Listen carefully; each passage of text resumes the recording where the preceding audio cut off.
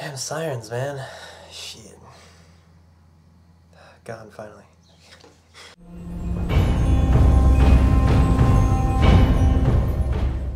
Hi, Growl fans, and welcome to a kind of special video that I've been wanting to do for a number of weeks now, and I just felt that this week was finally the week to get it out there. And before we begin, I'd like to invite everyone that's watching to visit the Growelt website at growelt.com/diversity. There's a poll there for everyone to take to give your opinions on what the word diversity means to you. I'll put that link in the video itself and also in the description below.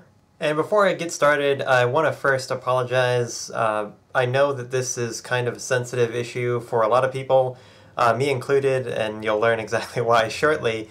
But I will begin by first saying that I admit that I could totally be wrong on this. Certainly prone to errors, just like anyone.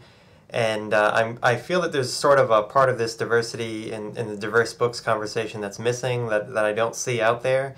And I'm wondering how many like-minded people are out there and might want to say the same thing, but haven't found it out there yet. So if I am looking at everything wrong, please feel encouraged to let me know in the comments below. So something that sprung up early last year in 2014, I think this spring, correct me if I'm wrong, probably March, April, May-ish, will mark the 1-year anniversary of the We Need Diverse Books movement. And the We Need Diverse Books movement is about putting forth the idea that not enough minorities, either racial, ethnic, gender, sexual orientation, those types of minorities are not fairly represented in children's and young adult literature. And it promotes the idea that young people especially need to see people more like themselves in literature to kind of forge a stronger bond and serve as a role model, that people like them too can also be, you know, heroic and serve as a protagonist and be a lead in a story and not just kind of a sidekick. The first thing that turned me off personally about this is that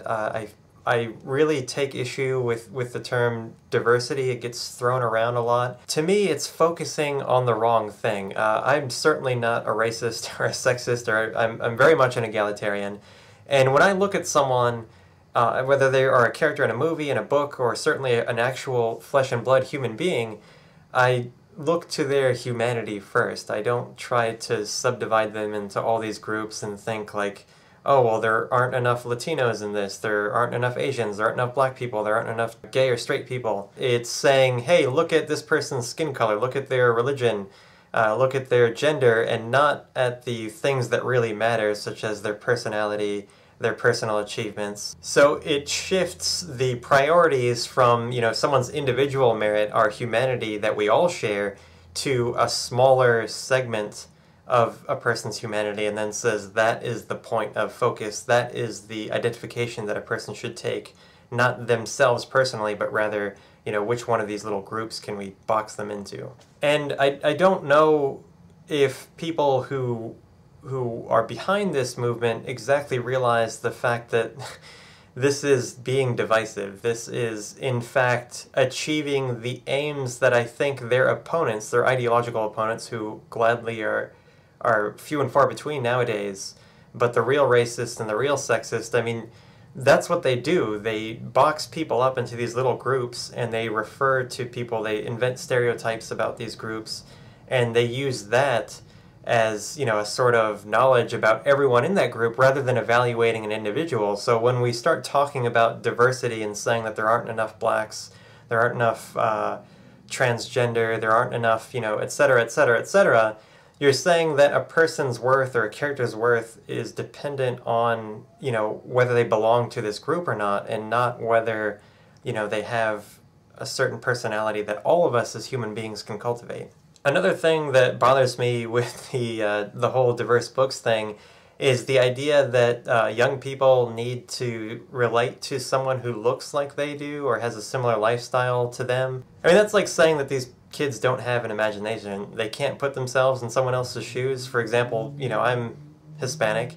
When I was a kid, you know, I idolized Luke Skywalker from Star Wars, and he's white, if you will. I mean, that never came into my mind. I never thought, like, I can't be Luke Skywalker. Of course I can. You know, if I try hard, if I do well, if I do good deeds, I can be as heroic as Luke Skywalker. So the idea that because you don't belong to this group, because your group is not shown in this particular book, in this particular movie, or this number of times out of X number of possible books or movies, is essentially, to me, saying that, you know, minorities, ethnic minorities, don't have an imagination. They can't put themselves in someone else's shoes. And again, it's shifting the focus of, oh, okay, well, all Hispanics are alike, all Asians are alike, all gay people are alike, so they need to see someone just like them.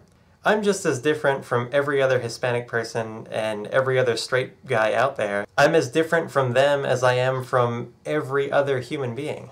And I certainly can put myself in anyone's shoes, you know, when the artistic medium of writing and movie making reaches my human emotions that we all share. All of us can connect to that, regardless of what the person's skin color or sexual orientation is. I don't need to see another Hispanic to realize that, you know, we share a common bond in our humanity. I also worry a little bit about, you know, tokenism, the idea that, okay, well, this book or film is missing, you know, XYZ character. We need to have one straight person, you know, one gay person, one black person, one Asian person, one Latino person, you know, et cetera, et cetera, et cetera, go down the whole gamut, and then you have this diverse cast, if you will.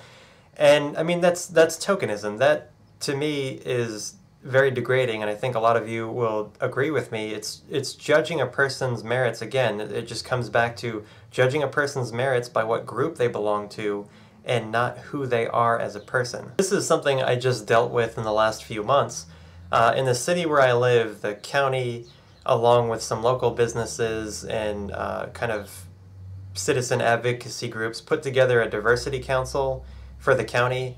And I went to a few diversity council meetings. They invited me personally to go, and I listened in on the meetings. I contributed. I'm giving a lot of the same opinions that I am now, and I, you know, came to find out that they invited me not because of my ideas, not because of who I am as a person, but because of my ethnicity.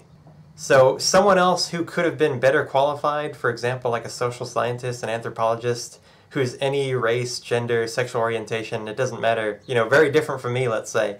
Someone else that was better qualified for this could have served, but they picked me because of the color of my skin.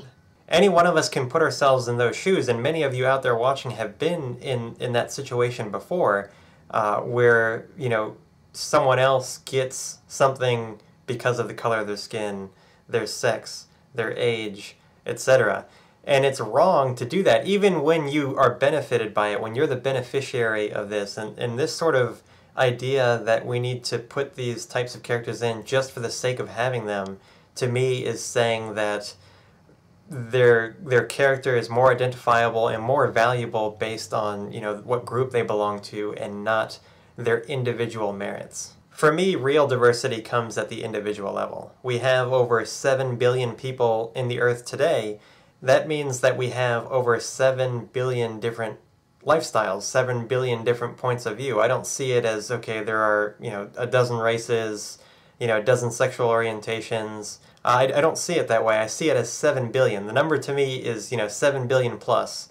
That's the real diversity. And I think that if writers and fans who patronize writers really make and consume and want and aspire for real human stories to speak to our humanity, to speak to different parts of our emotions, of our thoughts, and share them with each other. I think if that is the focus, if our humanity is the focus, you'll have any amount of diversity that you could possibly want or imagine come as a result. Rather than focus on what groups people belong to, I think the focus should be on speaking to our humanity, telling stories about human beings that all of us can connect to. So in closing, I would like to again say that these are just one humble man's opinions. I by no means have all the answers or see everything perfectly clearly. I just think that some of these objections to the We Need Diverse books crowd have been missing from the conversation. And if I'm missing a point or I'm misinterpreting a point, I said something wrong, I would encourage anyone out there to leave a comment in the comment section below and let me know. I would once again like to invite everyone to the Grauwelt website. That's grauwelt.com/diversity. We'll put a poll up there for gathering all the viewers' view on diversity, whether you think it's an individual thing or a group thing. I'll put the link in the video itself and also in the description. Don't forget to rate and share this video if you liked it, and subscribe to the Grow Well channel. I'll talk to you guys next time. Bye.